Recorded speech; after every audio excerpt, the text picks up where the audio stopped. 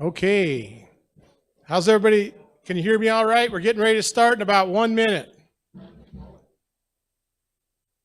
And find a seat.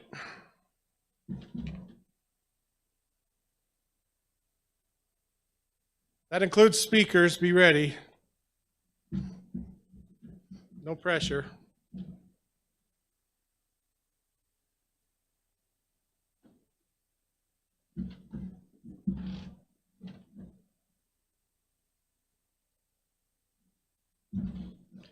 If you haven't checked in at the registration desk, please do so. We also have lots of hats and other history books in the back. If you don't take one, it will count against you during door prize drawing time. I would really like to clean out the cupboards.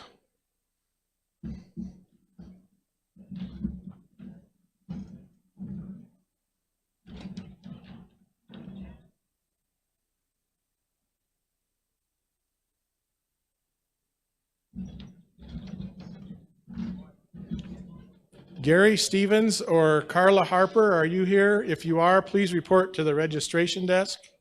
Gary Stevens or Carla Harper? And, not or, both of you.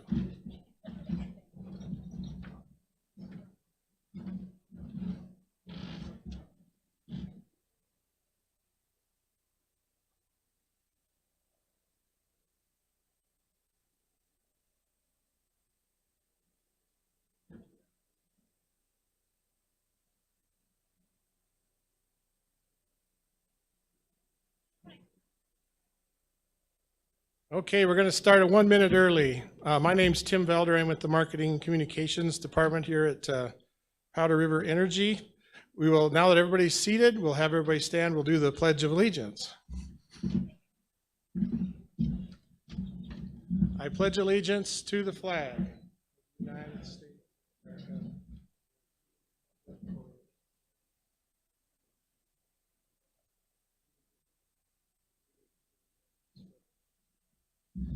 Now we'll, thank you.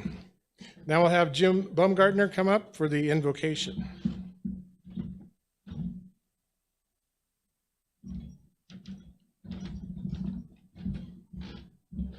Would Would you join me in a word of prayer? Heavenly Father, we just thank you for the day, Lord. We just thank you for this cooler weather and this chance to gather together and have a meeting with all the membership. We just thank you for every member that could join us here today, and we just thank you for all the staff and the employees and the linemen that keep the lights on, Lord. We also just lift up the staff that prepared this annual meeting today. We just ask a praise for them and all their hard work. We just thank you for all our guests that could make it and join with us today, and the representatives. Lord, we lift up our veterans today, Lord, and just thank you for each and every one of them. I know there's some out there today, and we just thank you for them and just watch over and guide them. And we just lift up our active duty soldiers today, Lord. We just ask that you'll bring them home safe. Lord, this year is such a different year from last year, Lord. We were at the time of this meeting last year, Lord, we were burning up around us, and this year, Lord, you've just provided the moisture to keep us green, and we're just so thankful for that. Lord, again, we just thank you for this part of the country that Powder River serves, this 5 counties. I don't think there's a better place to live anywhere. And we just thank you for us all being able to live here, Lord. And Lord, we just ask that after this meeting today, that you would just get us all home safe and sound after the concert tonight, that everyone would have a good time and just get us home safely, Lord. And we just ask these things in your Son's precious name. Amen.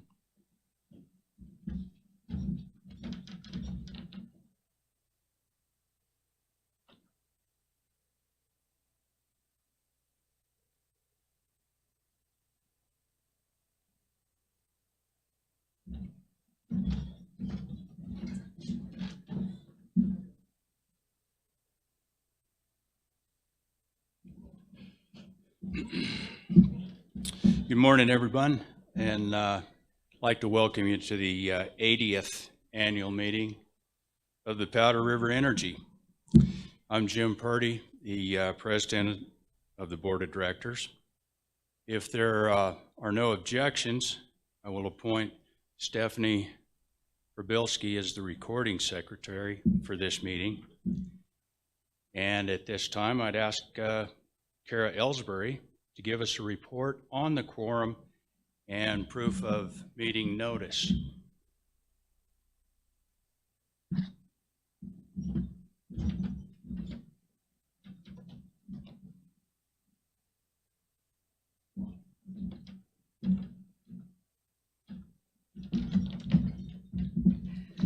Good morning. To help make sure you're all ready and excited for the meeting, I've got 2 quick jokes for you in tradition. What instrument never fails to energize a crowd? An electric guitar. And what is an energy provider's favorite dance? You can guess this one. The electric slide.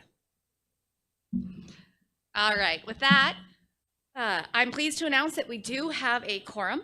Article 3, Section 4 of our bylaws requires 100 members present to constitute a quorum, and we met that requirement. Thank you all for coming and making that possible. We're excited to have you here today. I will now read the official notice of the annual meeting, which was published and mailed to members on July 18th. Notice is hereby given that the 2025 annual membership meeting of Powder River Energy Corporation will be held at 10:30 on Saturday, August 23rd, 2025 at the Gillette Camplex Energy Hall. The order of business at the annual meeting shall be as follows. Report as to the number of members who are present, voted by mail and by proxy, in order to determine the existence of a quorum.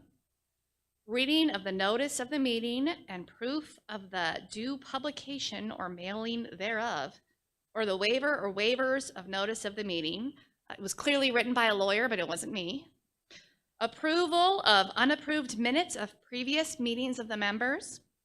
Presentation and consideration of all necessary reports. Election of directors. Unfinished business. New business and adjournment. Thank you.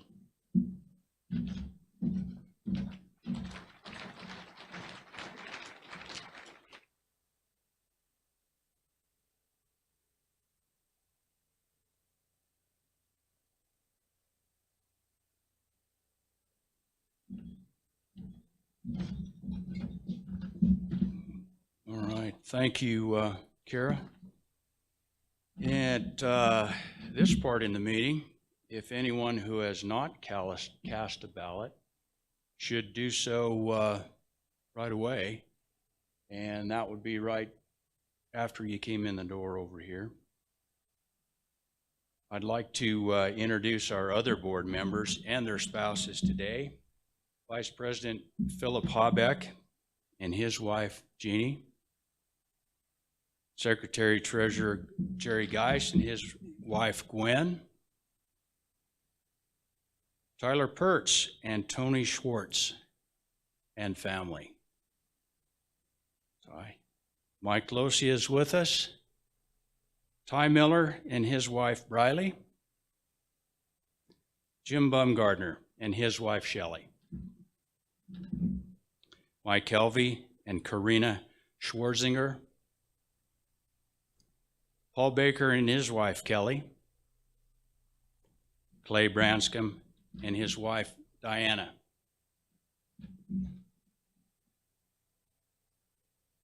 The minutes, let's see, did we have anybody else go to vote? Pretty quiet, crickets. So I think we'll close the voting now and have the election judges report to the ballot room, which would be on on your right, and Missy's going to help you get there if they aren't already. The election judges, please. There's 2, 3. All right. So they'll take care of that and have a report back to us pretty soon. The voting would be closed now, so they can begin counting. And on the screen are the 2024 annual meeting minutes. They were published in the July Wren, and I would entertain a motion to waive reading and approve the minutes of the 24 annual meeting as presented. It's been moved and seconded. You seconded. All right. We have plenty. We have a move and a second. Thank you. Any discussion? If not, all those in favor? Any opposed? Thank you.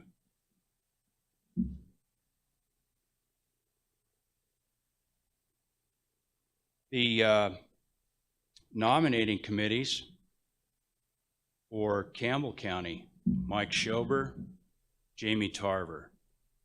Johnson County, Jackie Reimler, Gordon Taylor. Weston County, Walt Christensen, and Ruben Rittaylor. And we appreciate the work of the nominating committee members. They spend quite a bit of time working on this, taking care of some paperwork, 2 or 3 meetings, I believe. And it's a necessary job.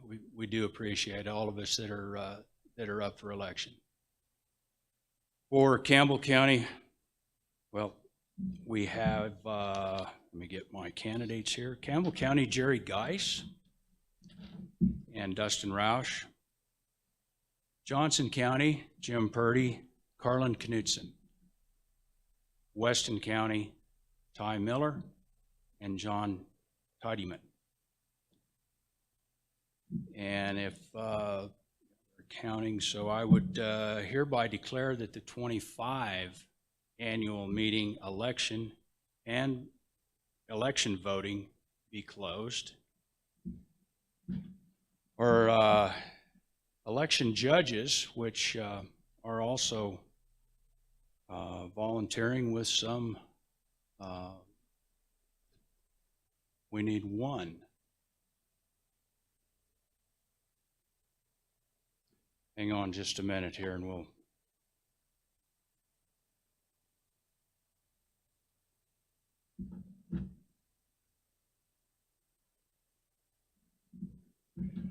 I believe I can do that. I have a request if someone could, from Johnson County, volunteer to be an election judge. Yes, sir. We have, yeah. Was that a bingo? Bring your card up and we'll.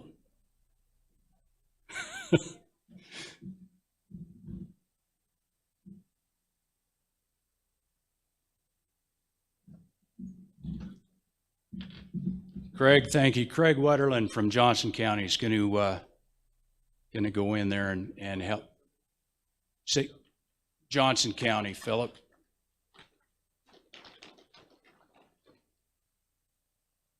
All right. I believe we're good now. Campbell County election judges. I think this is where I was. Troy Schwartz, Gary Stevens. Johnson County. I know I saw Lane Quam, and now we have Craig Wetterland. Weston County would be Lloyd Davis and Bill Engel.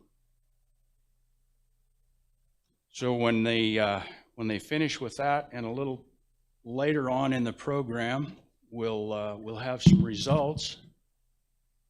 So I believe that gets us to our CEO report. Brian Mills, our CEO.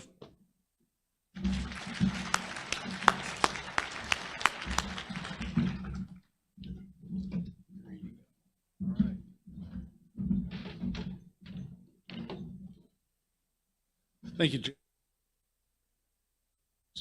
Switch here. Sorry. Okay. You got me both sides. How's it fit? Sounds a little muffled. That's all right. We're going to go with this because this way I'm going to have to talk like this a lot. So it's better than doing this.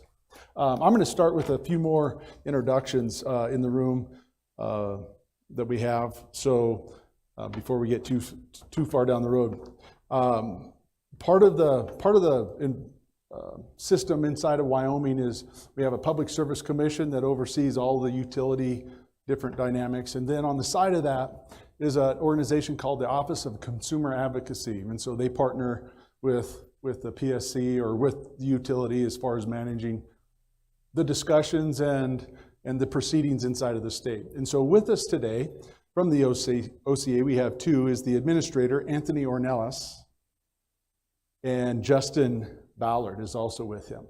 Hey, Justin. So we appreciate them showing up. When I didn't get a chance to visit with Justin, but I was talking to Anthony. When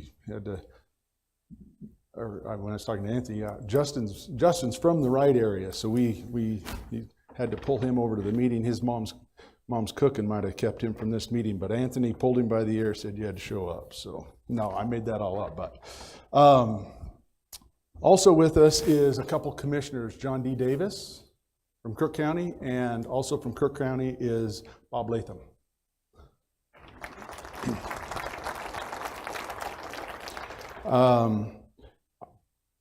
From the state side, we have a state Senator Eric Barlow also joining us today. Where's Eric? There he is. Sorry, Eric. I didn't get to say hi, but know you're here. I have a few more introductions that I'll actually pick up as we head down the path here. I got we got some messages from some national representatives, our senators, and our representatives. So as we make their way through that, and then I have a few more before I jump into my comments. So I'm actually going to ask Kylie Anderson to come up and read a short letter from Senator Barrasso that he has sent in a message to the membership. Come on up, Kylie. Thank you.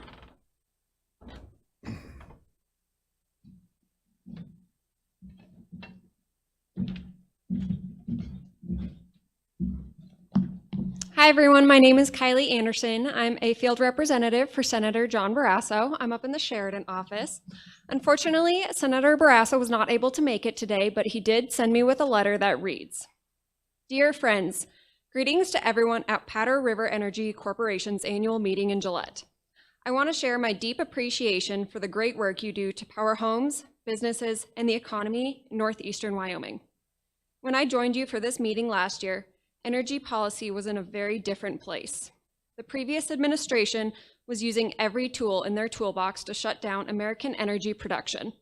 These policies were bad for Wyoming and cut to the very lifeblood of our great state. There has been a lot of progress on taking bold and necessary actions to reverse the damaging policies of the past. We are committed to making America energy dominant again. Starting in January, President Trump and the new Congress got right to work. We overturned 16 harmful rules imposed by the previous administration, including the tax on natural gas and mandates for electric vehicles. The pause on liquefied natural gas exports were lifted. The One Big Beautiful Bill Act was also passed into law. This landmark bill encourages energy production rather than penalizing it, and treats our state's resources as the asset they are rather than as a liability. Rural cooperatives understand the importance of affordable, reliable power. This was never more important than right now, when we expect power demand to increase dramatically in the coming years. We must continue to support policies that lead to energy expansion so that our Wyoming communities have the resources they need to prosper now and into the future. Once again, I want to thank you for the work the men and women of Precor do every day to keep the lights on, from the linemen to the engineers and customer service representatives. Congratulations on 80 years serving the people of Wyoming. I wish you all the best and hope to be able to join you again next year. With warm regards, Senator John Barrasso." Thank you for doing that. That's definitely a strong advocacy for our cooperative model in Washington from Senator Barrasso. Got a couple more videos. Next one is going to be up from Representative Harriet Hageman, and and then I'll say a few words, and we'll do Cynthia. Go ahead.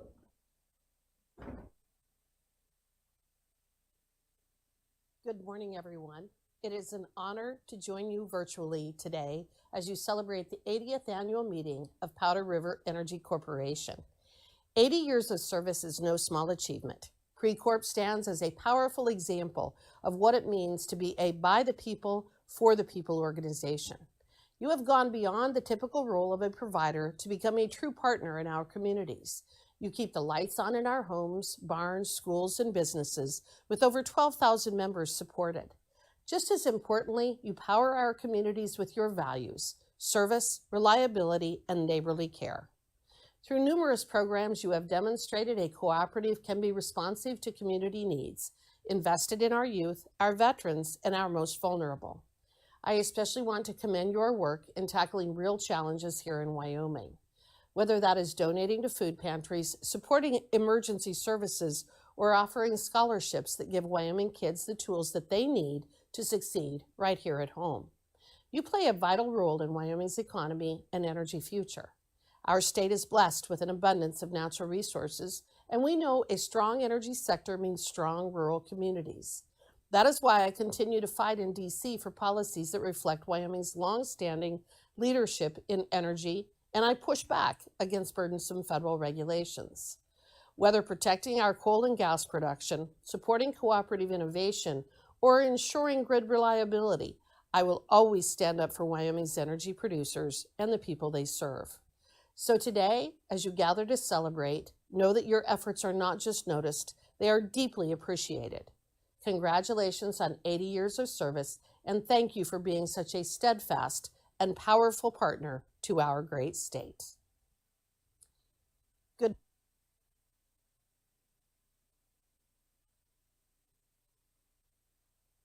we'll have is going to be from Senator Loomis, but I've asked Joe Roth, going to transition with the video. I'm going to ask Executive Director Joe Roth to come up and prepare comments. He has some comments to share around the Precorp Foundation, so we'll kind of do that transition during the video, but here's a message from Cynthia Loomis. Hi everyone, Cynthia Lummis here. I'm proud to join you virtually for the Powder River Energy Corporation annual meeting. It's a pleasure to connect with you once again. You're keeping the lights on across Northeast Wyoming. You're providing redundant, affordable, clean baseload energy. You're a model of what works. So local control, member ownership, and practical energy solutions. Those are the things that put people first. So you're not just delivering power, you're building resilient communities.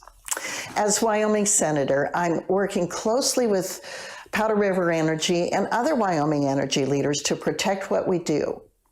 And what we do best is to provide affordable, reliable baseload energy, something that's going to be in ever more demand as we go forward.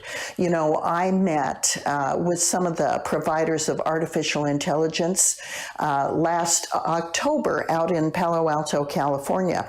And these are finally businesses that realize that in order for the United States to lead in artificial intelligence, we need more baseload energy.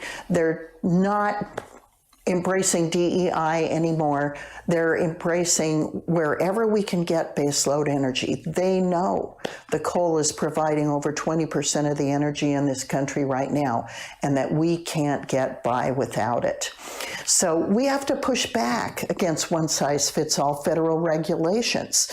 We need to make sure energy policy reflects the needs of the West. So I'm really glad you're visiting the Dry Fork Station, because it's a great example of how Wyoming leads in responsible baseload power. I use it as an example all the time here in Washington because it's such a clean source of energy from coal. And coal continues to play a vital role in our grid. It's going to for a very long time. So I'll keep fighting to make sure it stays part of our national energy strategy. I want to thank you, the member owners, employees, and the communities for your ongoing partnership. We need you here in Washington to provide voice to the important things you're doing to keep America strong and to provide energy not only for America, so we're energy independent, but to have energy that we can send to other nations, to keep them from having to rely on China and other players around the world. We want to provide them with our energy. It's clean, it's safe, and it's something that helps them remove themselves from the shackles of countries that they don't want to be beholden to. So if there's ever anything you need, my door is open. My team and I are always ready to work with you. So enjoy your meeting, the plant tour, and the strong sense of community that defines this co-op.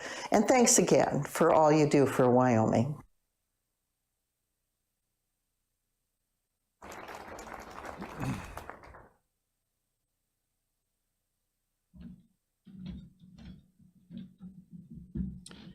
Good morning and welcome. Excuse me. I'm glad everybody was able to join us here this morning. Since 2007, the Powder River Energy Foundation has embodied Precorp's core principle of serving others. We started as a vision to become a robust, giving arm of our cooperative and has grown into something remarkable. A testament of what happens when neighbors come together to help neighbors. Today we gather not just to review numbers and statistics, but to celebrate the real story behind these figures. Stories of families fed, students supported, and communities strengthened. Before we dive into some of these accomplishments, I do want to take a moment to recognize the true heroes that make all this possible. That's our incredible volunteer board of directors. These dedicated individuals give freely of their time, their expertise, and their passion because they believe in the power of community. I'd like to recognize our leadership, Chairman John Fluccini, who has provided steadfast leadership year after year, our Vice Chair, Zita Anderson, our Secretary, Michelle Edwards, and all of our board members, Susan Berry, Phil Jordan, John Riesland, Mary Geyer, Joni Kaiser, Mary Yemington, and Lacey Schiffer. These volunteers just don't attend meetings. They direct our operations, frame our missions, and ensure every dollar we distribute has a positive impact on our communities. Their countless volunteer hours or unwavering dedication are the foundation upon which everything else is built. Now let's talk about our accomplishments. I'm proud to announce since our founding, we've given back nearly $2.8 million to strengthen and enhance communities in Northeast Wyoming. Let's think about that for a moment. Nearly $3 million flowing from our cooperative family back into the places we call home. This past year was remarkable again. In 2024, we distributed a little over $378,000 to 126 different organizations across our service territory. Our support reaches across 4 key areas that touch every aspect of community life. In health and human services, we are feeding families through supporting our communities' food pantries. We're supporting our seniors with meal programs, and we're providing crisis assistance when our neighbors need it most. Through our civic and community betterment, we are backing our volunteer fire departments, community centers, and the organizations that keep our communities vibrant and safe. Our education initiatives ensure young people have opportunities to learn and grow, whether through scholarships, youth programs, or hands-on learning opportunities.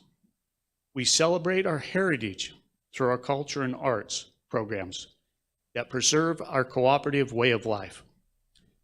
At the heart of all this giving is Operation Roundup, one of our bedrock programs that has been a steadfast revenue stream since 2007. The beauty of this program is its simplicity. Members voluntarily round up their monthly electric bill to the nearest toll dollar. That's it. For about an average contribution of just 50 cents a month, our members are making an extraordinary difference in our communities. Our major fundraising events continue to grow each year. The Durham Ranch Buffalo Stampede brings family and communities together for a day of fun while raising funds for our mission.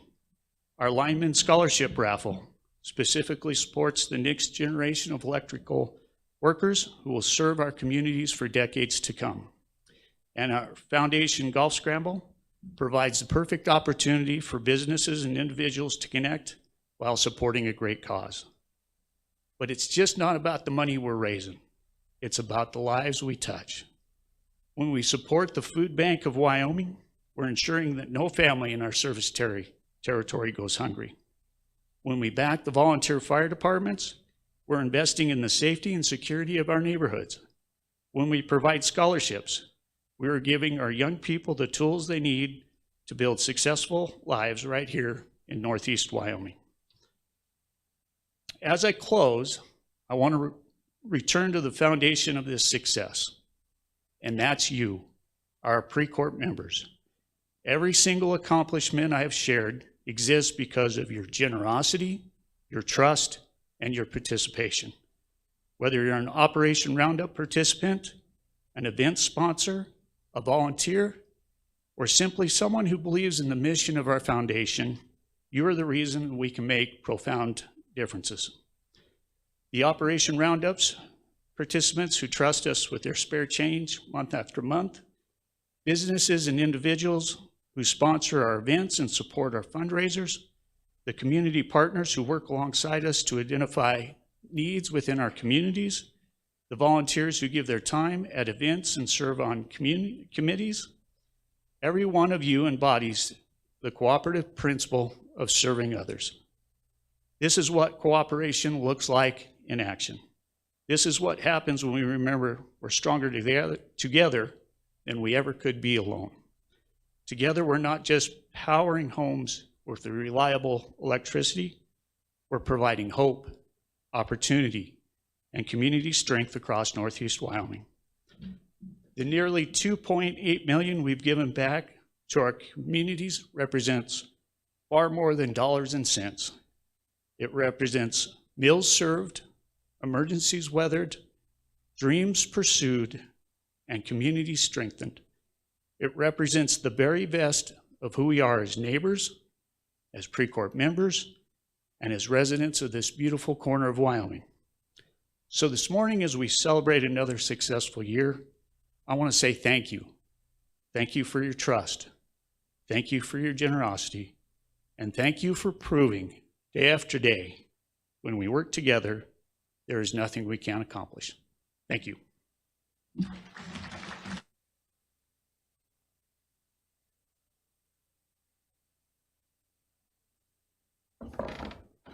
Thank you, Joe. So, you know, when we talk about the amount of giving or what is provided back in the communities, that's not, those funds are not coming from necessarily your dollar you're paying today. Those funds are coming from unclaimed capital credits, things that would be otherwise unused. And our bylaws say in this organization that if they do go unclaimed, they go back to the benefit of the membership. And so we don't use unclaimed capital credits to keep the operation going. We use those unclaimed capital credits to plow back into the membership's benefit, and that's a large source. And then we tie that kind of monetary giving in with the like kind or the matching funds, and so that's the level of value. So if you have $5,000 and there's other money out there wherever that is, if you can give $5,000 and they can give $5,000, we're plowing $10,000 back into our communities, and so that's how the foundation leverages the funds. And so they've done a great job. John Flacchini, John Riesland, you're here in the audience, and Mary Yemington, thanks for coming. We appreciate that. When we talk about our commitment to community, that organization is the embodiment of that cooperative principle. So thank you. I'm going to do a couple more introductions and kind of looking at our past a little bit here, as well as looking at some of the partner organizations that we have with us. Powder River is one of 11 cooperatives inside of the state. There's a few partnering cooperatives on the borders, around the border states that have territory maybe in Wyoming, but there's 11 in particular. And so when we get together, we're called the Wyoming Rural Electric Association. And Executive Director Sean Taylor is here with us today, who heads up that association. And so Sean, thanks for being here. The next organization that's kind of partnered around us is called Members First, and Powder River joined with two other co-ops out of Montana to create a purchasing cooperative, and we call that Members First. And with us is the executive director, or the general manager, CEO, who's also on Precorp staff, who's Bill Mertz, is with us. Also from one of those partnering co-ops is Jim Collins, who's from Tongue River. So thanks for coming. The only reason I really pronounced that because the last time I called him Tom. So he acts like that's a big deal or something, I don't know.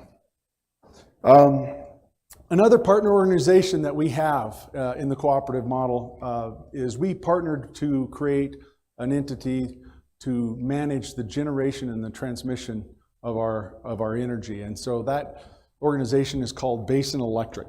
And so with us today is Senior Vice President of Member Services and Administration with his wife Tiffany, Chris and Tiffany Baumgartner. Also from Basin is the Vice President of Strategy and Communication with his wife Carrie Ann, Andy Buntrock. And so that's a big visit. As you'll see, a couple weeks ago we went up to their annual meeting and sat down with 139 other system member owners and kind of talked about some things. We'll talk about that in a bit.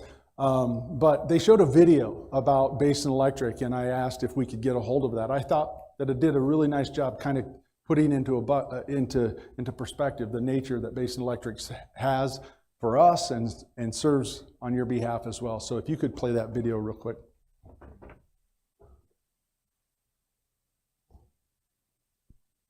Every project begins with an idea, and every effective solution comes from a need. Basin Electric was born out of necessity to power rural America when others wouldn't, believing that reliable power isn't a luxury for the few, but a necessity for all. Our membership covers a wide territory, some members seeing rapid growth, and others serve vast rural areas. From 67 cooperatives in 1961 to 139 today, there's a strength in numbers and a power in coming together, because together we increase our impact.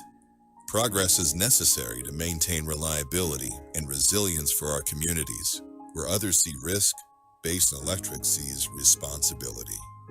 Continuing our legacy to meet member growth and anticipate future generation needs, we're boldly investing to protect our members' energy independence. Because our members depend on Basin Electric for power, whether that power comes from coal, natural gas, wind, or solar, every electron is essential. Basin Electric began with a mission to serve the members at the end of the line, and that purpose still drives us today. Our progress is measured not just in megawatts or miles of transmission line, but in the trust we build and the partnerships we foster. Yesterday, today, and tomorrow, Basin Electric is powering progress. Thank you. Actually, I'm done with this.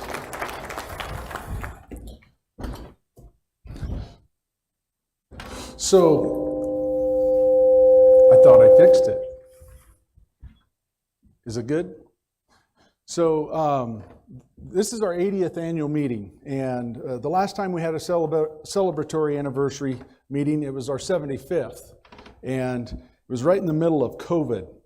So needless to say, we didn't really do a lot of celebrating that year, but we decided to do something special again for the 80th, and so we're bringing in a KC Wyoming native, Ned Ledoux, and his band this evening for a member-only concert and kind of just celebrate the things that we've been able to accomplish here in the last 80 years. And so I hope you can stay and enjoy those festivities.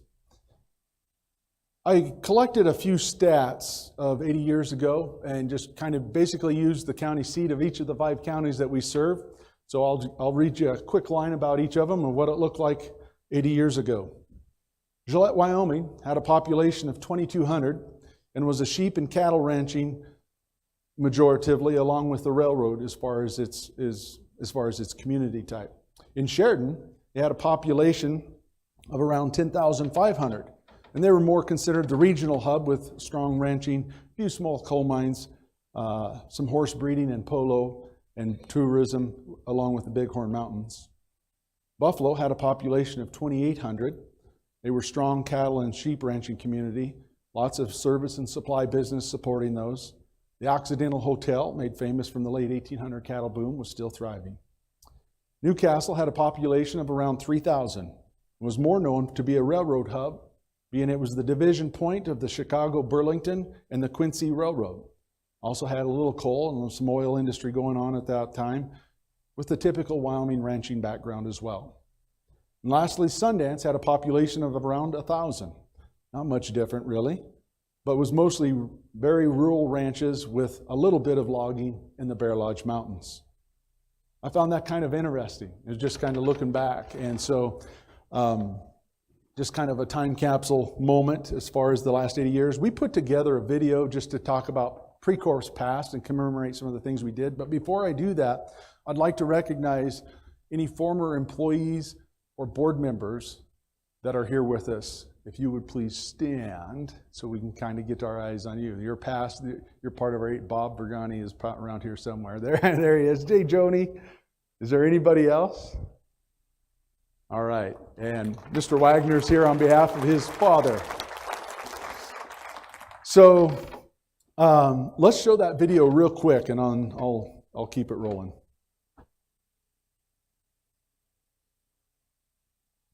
Powder River Energy Corporation is celebrating 80 years of dedication and service to the communities of Northeast Wyoming.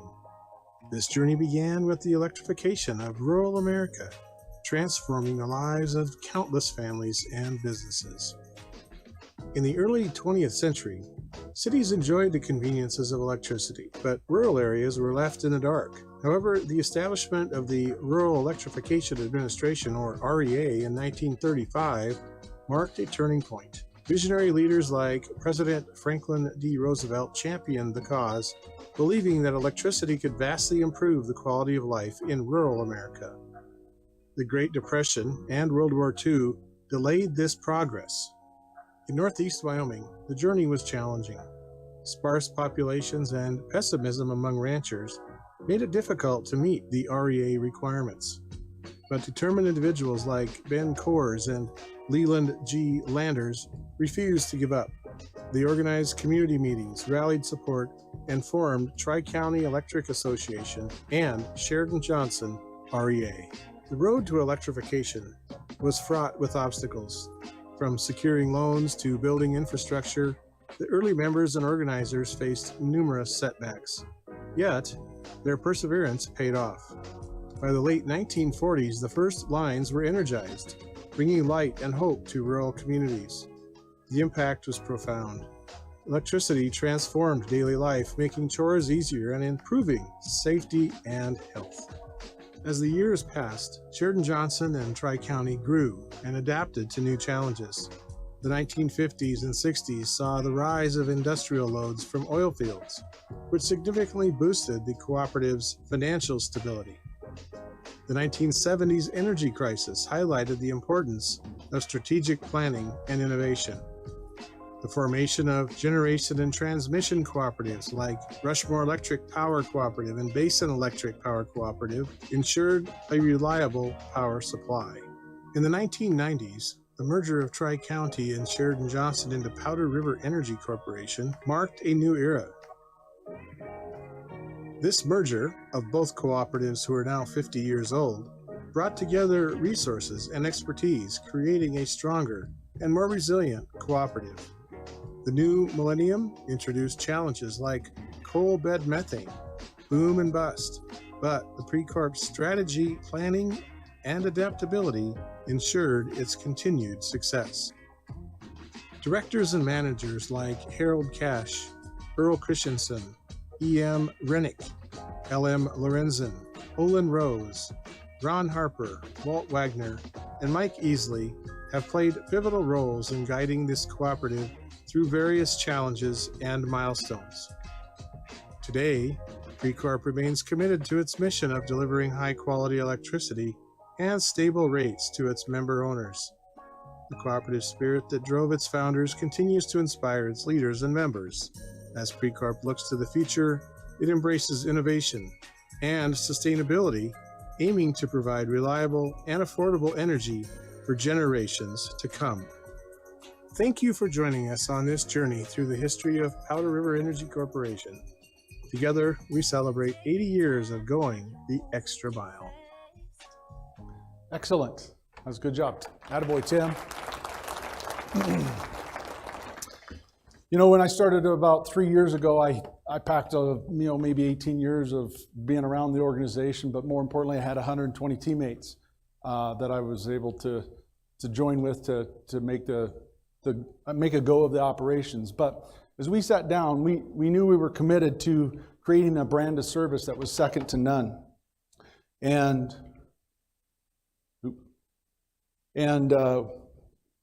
we knew that while distributing energy was our job, serving the member owners is our purpose. And what emanates from that higher calling that we have is ultimately what drives the value back to our members.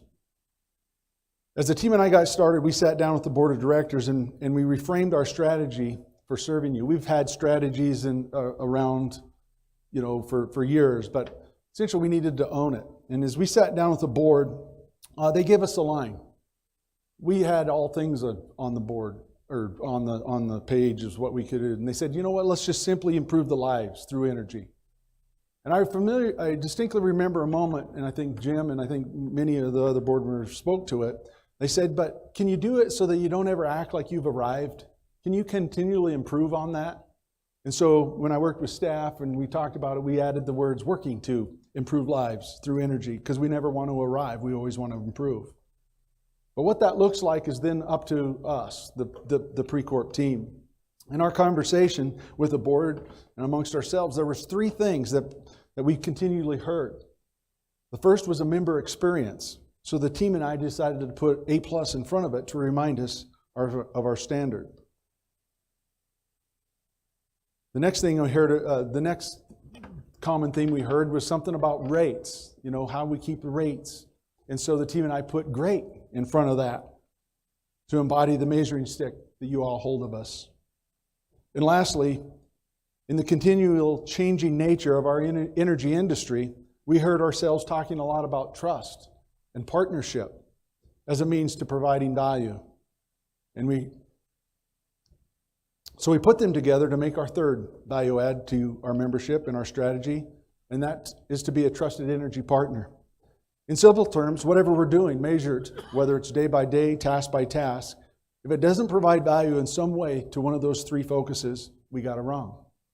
The accountability to these things brings clarity and focus to our team in our efforts. In fact, our goal or our vision is that by 2030, we'll have established ourselves in a way that we will have a distinguished brand of service excellence. And I'll talk a little bit about that later. This strategy's foundation and fuel is in developing people. And our actions are guided by our 5 core values that we live every day. I want to turn to where we find ourselves today and talk a little bit about some of the things that we find. Back in July, we had a meeting with our generating cooperative, Basin Electric. And in that meeting, they shared with the management of the different systems coming together the realities of the operation. And what they shared was they needed additional revenue to meet their generation obligations to the tune of around 18 or 19% to keep the generation, to keep our generation company viable. Now, I added a visual cue for us all. I don't wear glasses typically, but I went and got, I think they're called cheaters, just to kind of give you that. So they're not high powered, but I'm going to put these on because I want this to represent kind of a visual prompt. Whoa, no, I'm just kidding. It's not that. I want that to represent just a little visual prompt.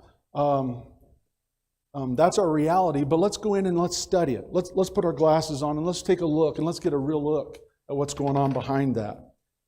And I'm also reminded of Charles Swindoll talked about life is 10% of what happens to you and 90% about what kind of lens you're looking through and how you react. And so I'm putting mine on. Let's go back around 65 years ago, and we had to come to terms with the idea that we were not going to rely on the government to generate our own power, to generate power for us. That we had to do it on our own, and we had to stand up a company to do that.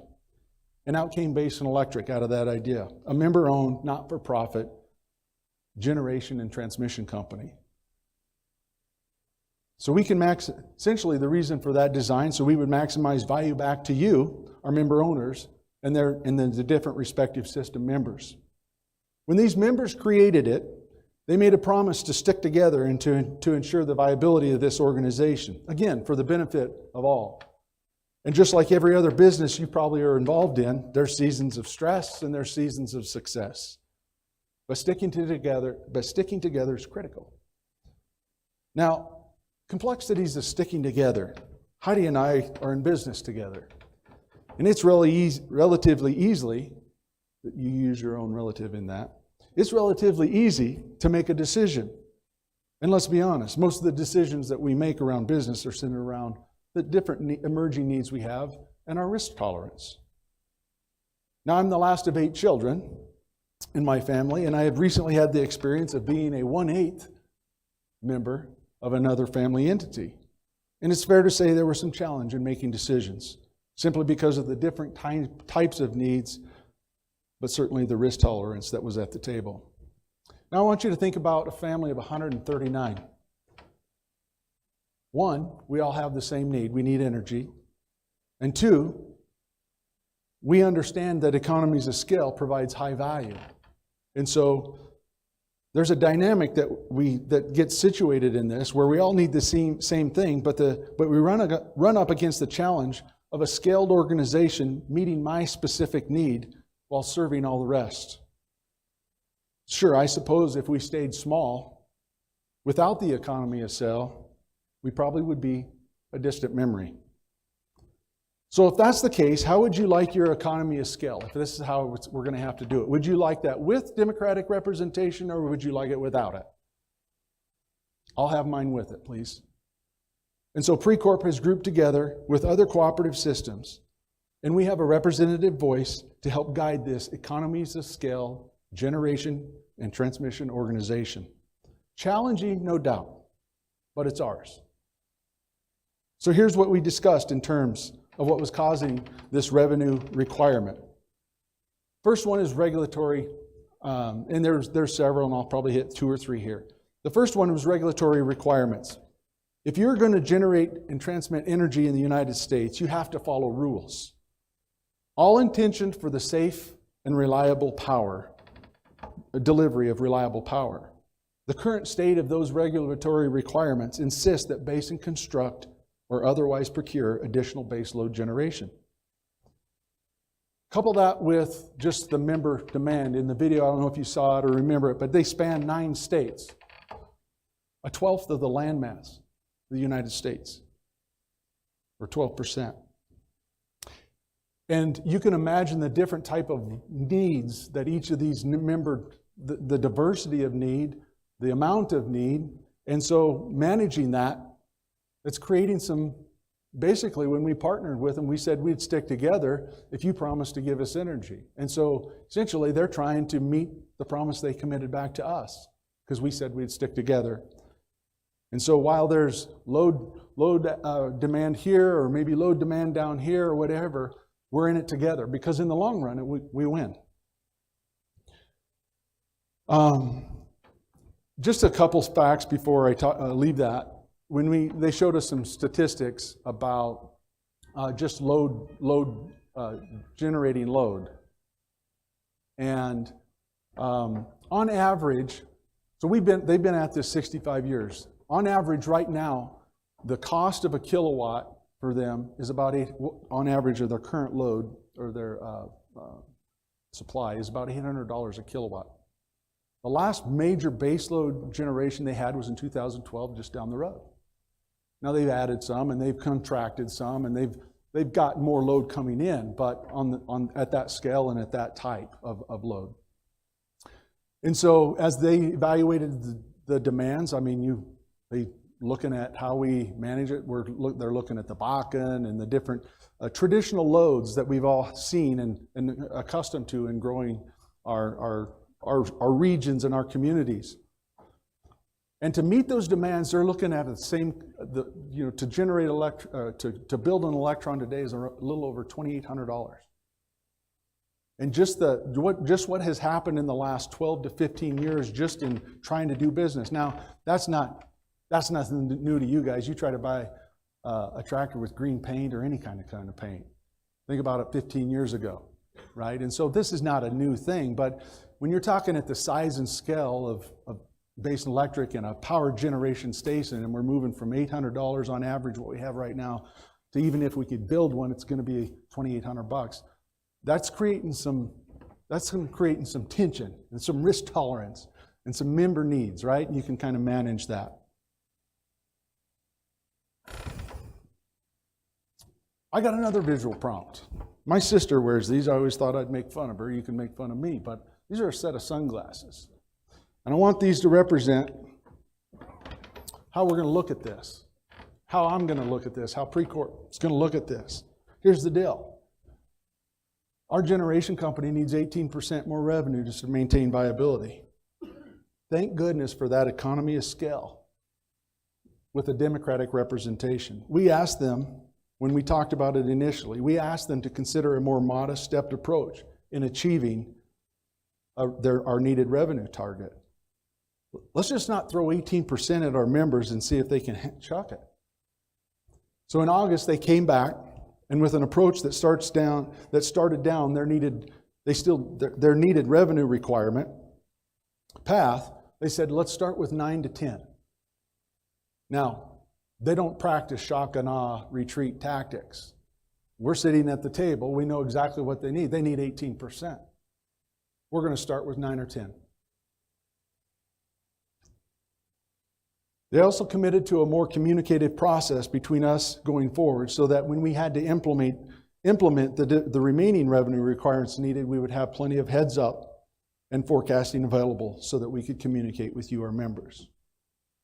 So while we haven't addressed Basin's total revenue need, we have a plan in place and the advocacy in place to hold each of you and your voice at the table. And ultimately will help Basin make it through these tough and critical decisions. Allow me to stay sunny for just a second. As the demand of energy is projected for the stars, it seems like, we, in owning our company, are creating a more stable and long-term future. Sure, it's going to get a little rugged here for a bit, but in the end, we win.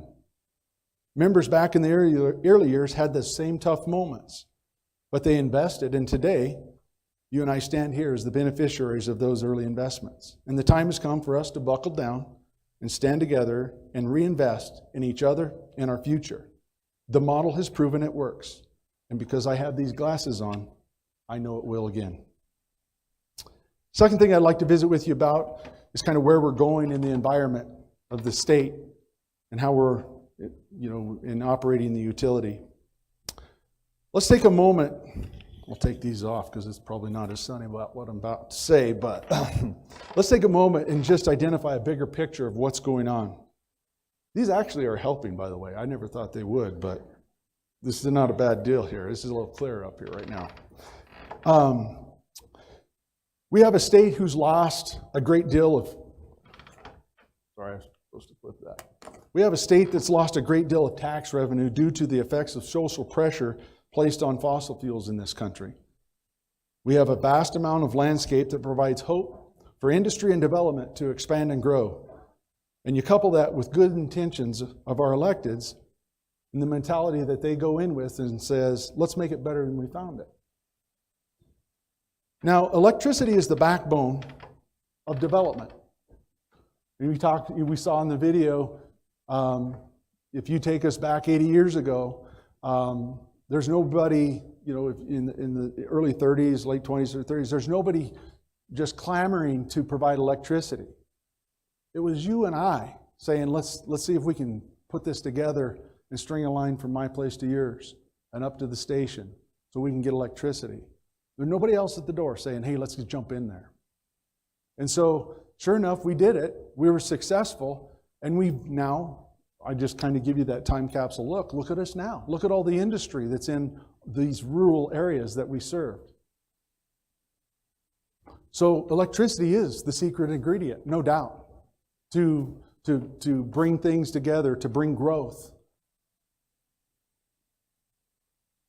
Right now, there's a scramble in the state to see how we can replace the tax base. How do we keep this thing viable? How do we make it work? And electricity being kind of the key ingredient, the focus in the state has turned to electricity. And right now we have territories. Powder River's got 5 counties, and you just go around the state. There's different territories that are provided to be served. In our mission to do that, we planted right now on book, not quite, $500 million worth of assets in this territory so that we would be able to meet our obligation to serve the electrons of whoever comes into our territory. Now, we know that as a member owner, you can either hook up to the grid and partner with these guys to generate your energy, or you can supply it on your own. You don't need us if you don't need us. But that's a member decision.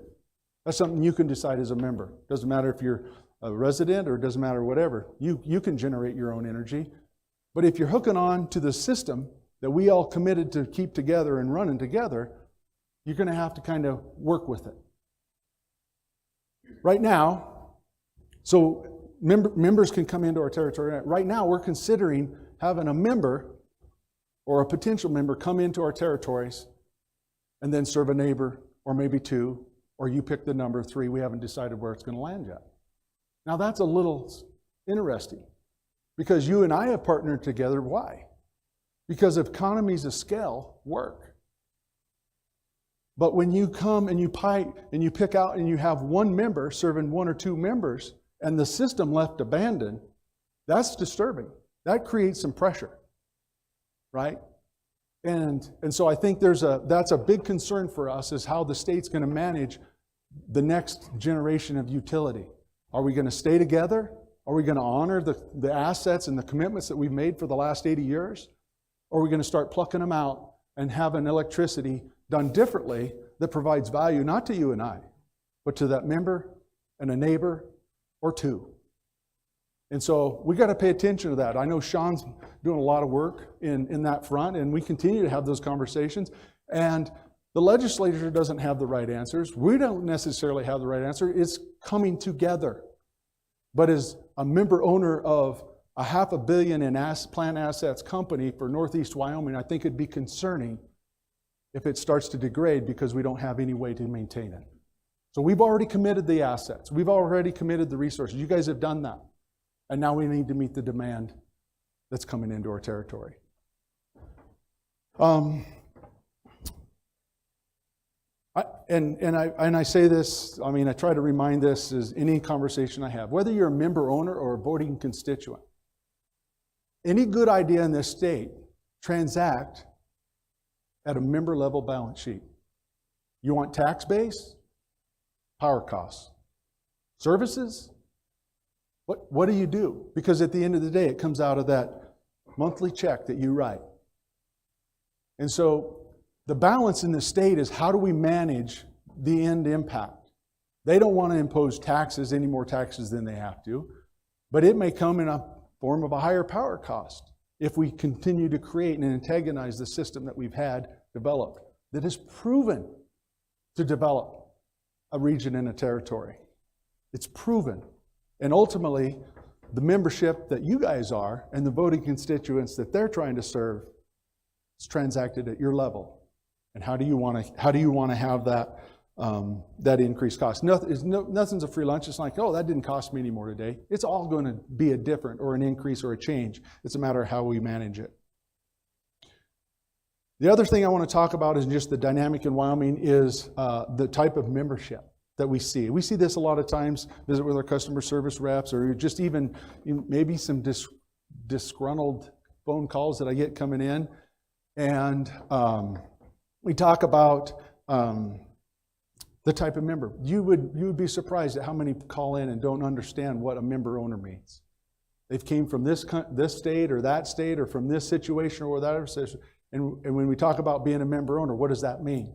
And so for us, that's a big deal, because you guys are the power of the organization. I got to move quickly, but I do want to recognize this. Let's just pause and talk about. I'll actually take these off so I might be able to see. I want to just do a quick survey of our members today. So if you are a member with 5 years or less, raise your hand. Okay.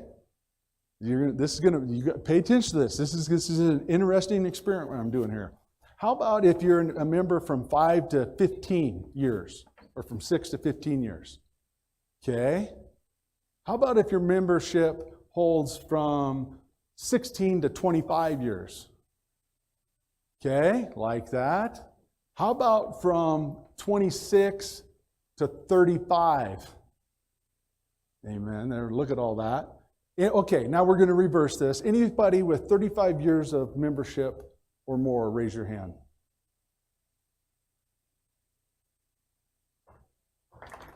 That's amazing. Now I'm going to keep going up. You keep your hand raised. We'll do something at the end of this. How about if it's less than 40, put your hand down. Keep your hands up. One guy or somebody will have their hand up. If it's less than 40, put your hand down. 41, 42 and under, 43 and under. If your membership is under 44, how about that 45th year? Anything? How about 47? How about 48 years of membership or under? 49? 50? Feel like an auctioneer. 52 years. 54 years. 55 years? 56 years? 57?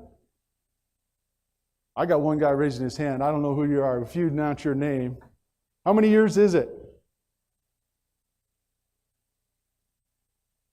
Right at the start of this outfit. Raise my hand. We got something for you, I think. Did we get it? I have something for him? I have a pin that fell on the floor. What else do I need to give him? I don't know where it's at. It's an envelope.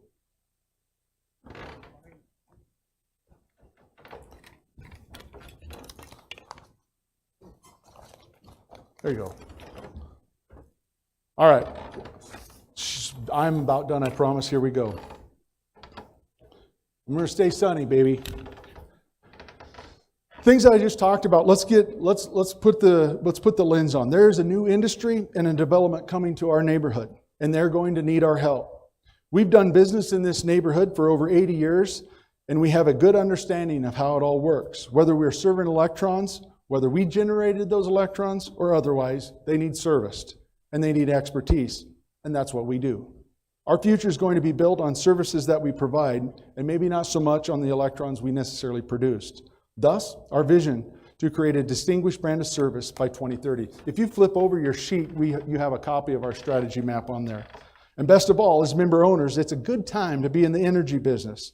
We've been plugging away at 80 years now, and we have a chance to capitalize on energy's growth and hopefully grow our membership, because ultimately, in the long term, it's best for everyone involved. But in any case, because of the value through the service mentality that we hold. Lastly, before I leave, and if I'm only given a short time or a few points to make, I would not want to complete my points or time without recognizing and honoring the folks that I get to serve and call teammates. And to you, they're your Precorp employees. If you're here today and a Precorp employee, could you please stand so we can say thank you from the audience and the membership?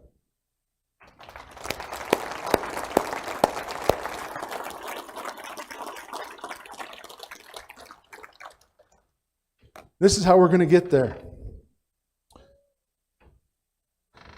When I meet with these employees,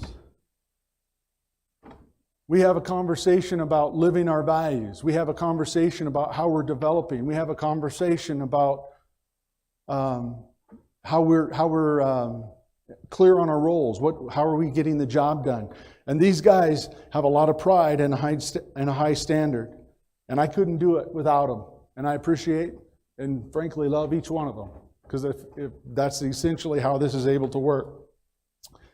As I leave the stage, I want to give you an example of somebody. We had an employee go to an international project, and it was hosted by Oregon Trails Electric Co-op. It's an international project hosted by the National Rural Electric Cooperative Association. Oregon sponsored it, but they invited a couple of us, and we had one lineman be able to do it. And so they put together a clip of the video, and before I get off the stage, I forgot one introduction about, and I have it written down actually, so you're going to see the video right after this. August 18th, I made a vow to a blonde-haired gal out of Richardson, North Dakota, that I'd love her till as long as I could, as I died. And her name is Heidi, and she's sitting right there. And she brought 3 of our kids. You go ahead, stand. And she brought 3 of our kids. There's Jalen, Cade, and Caleb. Go ahead and stand. Yeah, I'm proud of you. They can. There you go. And Keaton is not here. He's in Chadron. But when I'm standing up here, you can guarantee there's sacrifices on that front. It's a team effort, and I love them and appreciate them, so thank you. But back to the video of Levi. When he went through this project, it really did encapsulate. If you could take us back 80 years, and this is why I wanted to leave on this video. If you could take us back 80 years, this video reminds us of what it's like. They went to Guatemala. went in to serve a part of that country that had never been served. And I think it's just a really cool experience. And for us, we're able to harness kind of that creative grit to make it happen. So show the video, and following me, I'm going to have Jerry Geis come up. So thank you guys for your time. Thanks for coming today. We'll see you.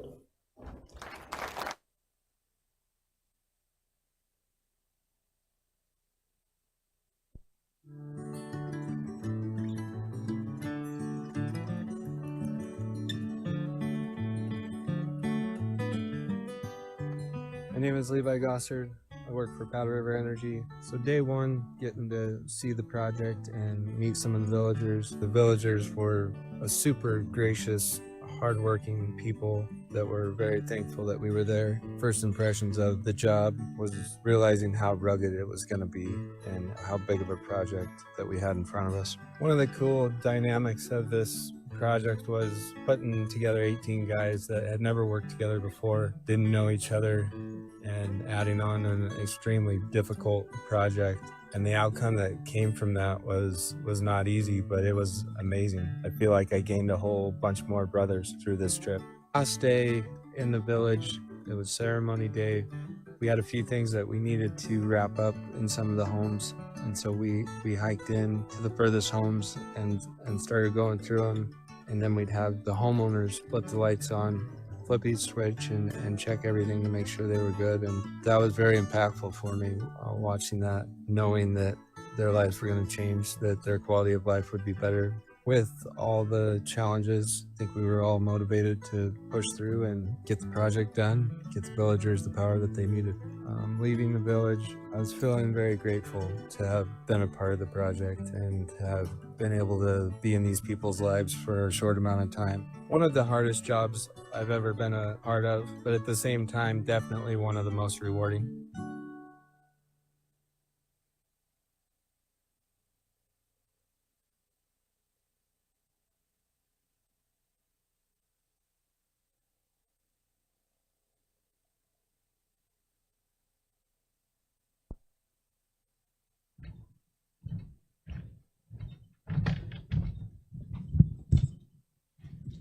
This on? Yep.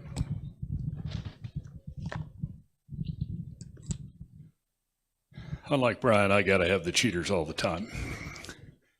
I'd like to just start out by, as Secretary Treasurer, oversee the elections normally and stuff. I'm running this year, so Philip Habeck took that job for me. But as I look out over the membership here, I would like to encourage any of you guys who think you might be interested in being on the board or would be interested in being on the nominating committee. Maybe you don't have time to be on the board, but being on the nominating committee, being an election judge, all those things are important to keep our co-op running. And if you have any interest in that or know of anybody who has any interest at it, get a hold of your board member, get a hold of somebody at Precorp, because we are always, just like today, we got some people didn't show up, things come up. If that's something that you would have an interest in, being on the foundation board, let somebody know that. Or if you know somebody that would be great on the foundation board, don't be afraid to talk to them, and because we're always looking for great people to help us out with that. So I just want to start off with that. And then the next item, we're doing the financial report here today, but I assume each of you got a Wren magazine. And we're going to look at a way high level view here. I'm not going to go into details, but if you took the time to read your Wren magazine, you had time to look at this and study this, I'm not going to leave the slides up here long enough for you to study them today. So study them in your magazine. You got questions, ask people. Our audit report and stuff is available at our corporate offices. So if you have any questions on that, I mean, you're welcome to get a hold of us and go through that, and somebody will answer your questions. As you also see in the Wren magazine, there's my picture in there, but the person that knows things picture's in there right below that, Abby, our interim financial VP. So that's where we're at there. But we'll roll through here. Up on the screen, you see a quick snapshot of where our co-op is. Some things never change. Your co-op is financially stable. Yeah, the employees and the board work hard to look to the future and make sure that the co-op stays strong and stable. Manage expenses carefully. We're one of the top ranked co-ops in the nation, have been for years. Some of this stuff is just never changes. Revenues are slightly down from 2023. And then looking ahead, we're anticipating higher wholesale power costs. See if I can make things work. Okay. Like I say, power sales are down slightly. We're down about 3.3% over 2023. That still leaves us in top 6% of the cooperatives nationally. And we sold just under 2 billion kilowatts of power in 2023.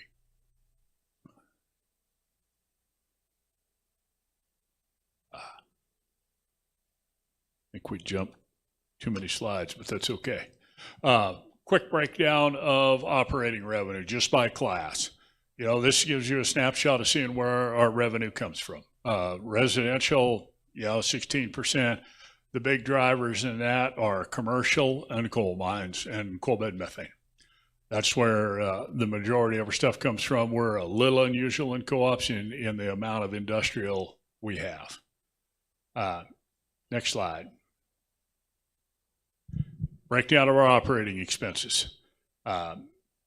Two of our biggest operating expenses are depreciation and interest, as well as just our operation and maintenance. But quick snapshot of showing where our money goes throughout the year. Okay, purchase power. Slightly over 2 billion kilowatts. It showed we sold slightly under 2 billion kilowatts. And that is due to line loss in our own use. So while you're looking at that, say, well, you bought over 2 billion, you sold under 2 billion. Well, that's because we don't pay our own self for ours. $120 million in total costs. We get a renewable energy credit from Basin Electric, our power supplier. And that has varied over the years, sometimes hasn't amounted to much. The last few years it has been going up, was about $1 million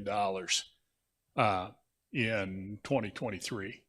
And that has, because Basin is, whether you like wind, whether you like solar, whether you think coal's the only way to go, Basin is all of the above in their power generation. And that has been an asset to us, saved us $1 million in power costs because we get a credit for the amount of renewable we use. And then, as you can see, purchase power costs in 2024 was just under 6 cents per kilowatt hour. Median in the nation was over 7 cents. Purchase power costs here. This graph looks a little erratic, but part of it's on the scale, and that is because our usage goes up and down. And as you see the red and the green there, there's a couple of things that have affected our power costs quite a bit. The red is Basin bill credits. Basin at different times has given us a bill credit when they had a good year, had a surplus, instead of trying to reduce power costs and give us a break as far as we're not going to cut what we charge you, we'll give you a one-time bill credit, and because you never know what next year's going to bring. So rather than reduce power and then the next year have to say, well, your power rate's going back up, they give a bill credit. The green is the renewable energy credit. As you can see, first few years wasn't much, but it has continually gone up. Okay, and this is cost of power per kilowatt. And as you can see, we have been very stable, actually going down a little bit in our power costs, but unfortunately that trend is going to change this coming year. Brian talked about it. Basin has to have more money to make things go around. Okay, quick summary of operations comparing year to year. Once again, we're not going to go into any detail on this stuff. Gives you a breakdown. If you looked at it and have questions, get a hold of Abby. She can answer. And then capital credits, which is your member money that we return to you. Last year, we gave out $12.5 million in those capital credits. And over the years, we have retired over $181 million in capital credits. That's money we've returned to our membership. We allocated, which is, we by allocating, that's not money retired. We will retire that down the road. But that is 2023's allocation was $18.9 million to our membership. Okay. Part of the being a co-op is the benefits besides just reliable power. We try to be good members of the community, give back to the community. This just shows some of the highlights of what we do as part of being a good member of the community. Unclaimed capital credits donated to Precorp. Unclaimed, we're kind of unique in the co-op from, you see the state put out lists of unclaimed money and stuff. Well, the co-op is different because unclaimed capital credits, we get to retain those, and after we've gone through the process, a years long process of trying to give that money back, we are able to take that money and use it for the benefit of our members. Instead of it sitting in a state account down at the state and for years and years and years and the state getting it, we get to use that within the co-op for the benefit of our members. And this just gives you a little information there on that. The other member benefits, members donated back to, when you get a capital credit check, there's some people that just say, we don't want that, and donate that back to the co-op. In 2024, we donated through different things, $147,000 to the foundation. Roundup, which they talked about, Joe talked about, great way to help the co-op and being pretty painless. And then we do have a energy efficiency loan program that our members are eligible for. Not very many people will take advantage of that. About $6,000 worth in 2024. And to finish up, I'd like to thank you all for coming and just, our pledge to you, working to improve lives through energy. That's our goal and what we hope to continue to be able to serve you and take care of you. And with that being said, that concludes my report, and I believe Jim Purdy now will come up and go from here. Thank you.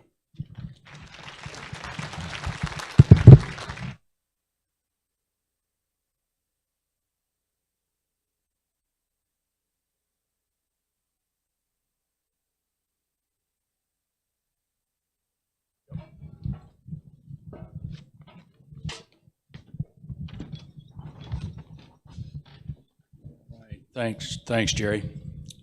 Going to try to zip through this if I can and get us a little closer to schedule. Well, a lot's happened in the past 12 months since we gathered for the annual meeting, economically, politically, nationally, and locally. A year ago, the landscape was on fire. Not today. Changes to the energy industry through a new federal administration and Congress driving innovation and forcing all of us to speed up our decision making. And even though the future seems murky, demand for the electricity is continuing to grow. The need to serve their power from Montana and North Dakota all the way to New Mexico and rural northeast Wyoming is causing a strain on the financial forecasts for our wholesale supplier, Basin Electric. We're going to do what we can to help them as much as possible. Brian has told you how Precorp will continue its work to serve you and do something every day to make things better for you. We'll celebrate 80 years as a rural electric cooperative. We know this journey since 45 has never been an easy one, and that doesn't change. This board and all its predecessors faced major challenges and major decisions that altered the course of the cooperative. Our membership must be actively engaged in communicating with the cooperative, and we ask for your feedback through media, multiple channels ranging from in-person conversations, which I think are very good, to emails, phone calls, social media, and starting earlier this year was a podcast. I'm pleased and hope you agree that we have 3 contested elections this year for the board. Our members nominated a great slate of candidates for the board. And the buck stops with us when it comes to policies and the long-term financial decisions. They are members, and I thank them for standing for the election for this board. As you heard in Brian's presentation, Precorp doesn't sit back and wait for things to happen. We step up to meet the challenges and seize the opportunities with a transparent and thoughtful approach. Part of this approach is to own the troubling events that happen around us.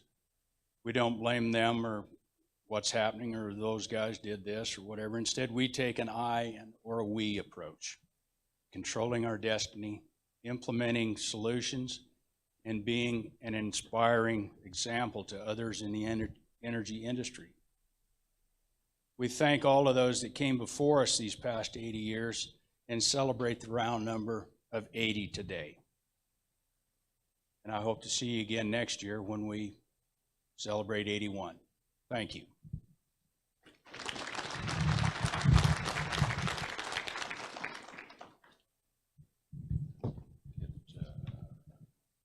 Caught up here. Is there any unfinished business to come before the meeting? I don't see any. Is there any new business? Don't see any of that either. Paul Baker's going to come up, and he has a presentation for us. I had a 30-minute speech I was going to give, but Brian Mills took up all of my time.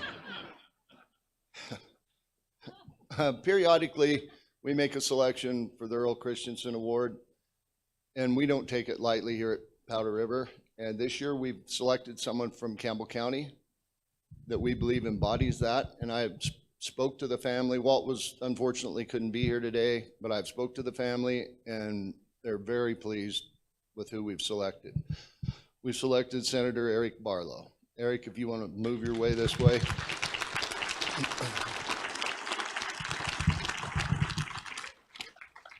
Eric was born and raised in Gillette. He's served in the Marine Corps. He's also been a veterinarian, a rancher, husband, father, and he has been to the state senate or the state house as a speaker and finished as a speaker and now is serving in the Senate. And I understand after recently that he's made an announcement about another political aspiration. So please help me welcome Eric and as I present this award.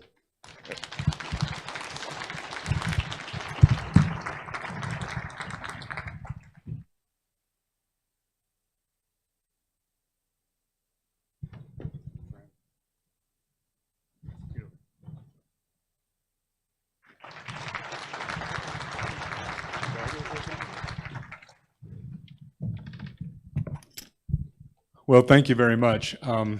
It's certainly an honor to be here, and I use cheaters as well. And as I was making a few notes, most all the good things were taken by folks far more eloquent than me. And most of you know me probably as a veterinarian. And as a veterinarian, you're on this. A lot of my career is on the south end of a northbound cow. We understand what we're talking about here? That's why I'm uniquely maybe qualified to be in politics, because in politics and being a veterinarian on that south end, you got there's three rules: eyes open, ears open, mouth shut. So I'll try to make this as brief as I can. First of all, it's a remarkable honor to be even considered anywhere close to the magnitude that this Earl Christensen and May, his lovely wife, what they brought to our community, to the state of Wyoming, and certainly to the cooperative family. So thank you for that honor to the board. thank you to the staff and CEO Mills for the tremendous work they do, because as a legislator, first of all, I should tell you, I didn't know how to actually answer the question about how long you've been in the cooperative, because the single phase line that comes to my house is 1953. I don't know where that, I can't do the math quick enough, sorry. 1953, but on the other end of it, I'm currently the board member of a local food security organization that the foundation supports. That's how full circle this organization, this cooperative is as far as community and service. So thank you so much. My goal in the Wyoming legislature, working with your CEO and your board and Sean Taylor, Mr. Ornelius, and folks, is how do we make lives better? It's a little bit like the motto for the cooperative, right? Through power. How do we make lives better through good public policy? And sometimes those discussions are difficult. They're challenging. You heard Mr. Mills talk about some of those things. But why are we doing it? We're doing it because there's a little baby right there in the back corner. There's all these children here and these young kids here. We're doing it so the next generation can have some of the opportunities that we have. That's what family is. That's what a community is, but that's also what a cooperative is and what this organization does. So thank you for this honor. I'll continue to listen and learn and do the work. Now I just want to say a couple words about Earl and May, because I had the opportunity when I moved to Newcastle and worked for another tremendous man and woman, Pete and Fonda Vorpal, as my employers, and so many mentors, and Earl and May become some of those mentors. They were, and I don't use this, nobody should use this lightly, they were gems of humanity. They were very special people. They loved their family, they cherished their community, and what they did with those things is they served. They served, whether it's on the board. I think Earl was on the Tri-County and then maybe subsequently Powder River Energy Board for 50 years. He was obviously in the Senate, the Wyoming Senate, which I currently serve in, and was president of the Senate. And awards like this, for people like me, are just a marker on the road, because there's so much more to be done. So much more to be done to serve our communities and to strengthen our communities. And the example that Earl and many others give us is a blessing. And what I ask always when I approach public policy or things in the community is, what can I do to be helpful? What can we do for each other to be helpful? That's a cooperative model, I think. How can we make things better? I thank you for this honor. It's very humbling. My beautiful wife, Kelly, giving credit where credit is due.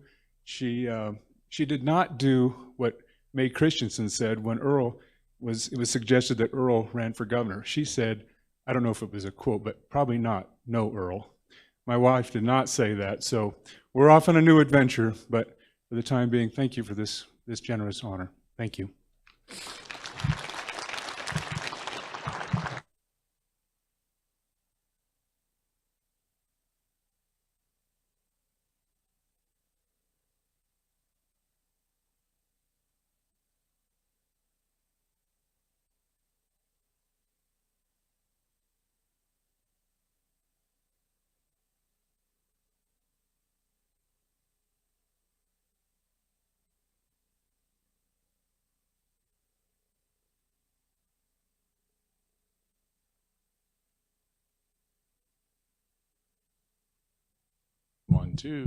Philip Habeck. You have the election results. All right, bring it up.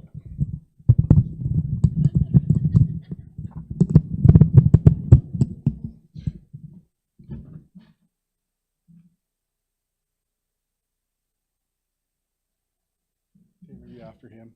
Tim is going to come up and close in door prize and stuff after the, Jim's going to close.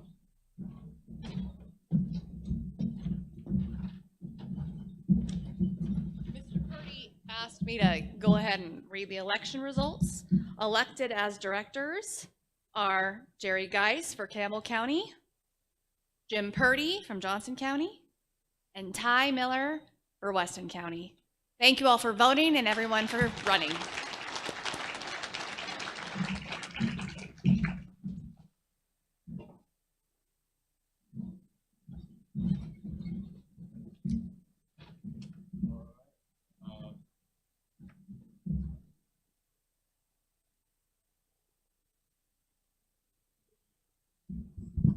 adjust things. There we go. All right, we didn't have anything else to do, so I wanted to remind everybody that we're going to have lunch at noon, when I think we're probably already there. And then we're going to have some door prizes right about now. I thank you all for voting, for attending, and supporting your co-op. We appreciate it. If there's no other business before the meeting, I would ask for a motion to adjourn. A motion and a second. And all those in favor? Anybody opposed?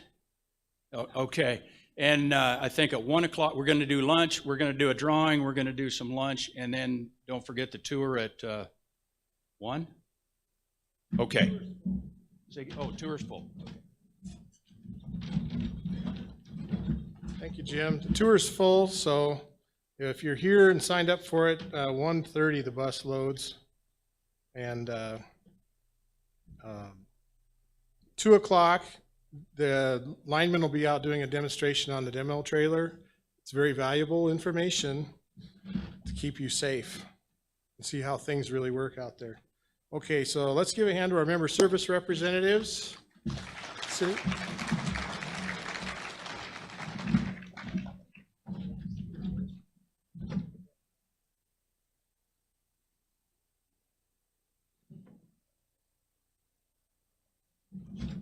I'm going to go fast, so listen hard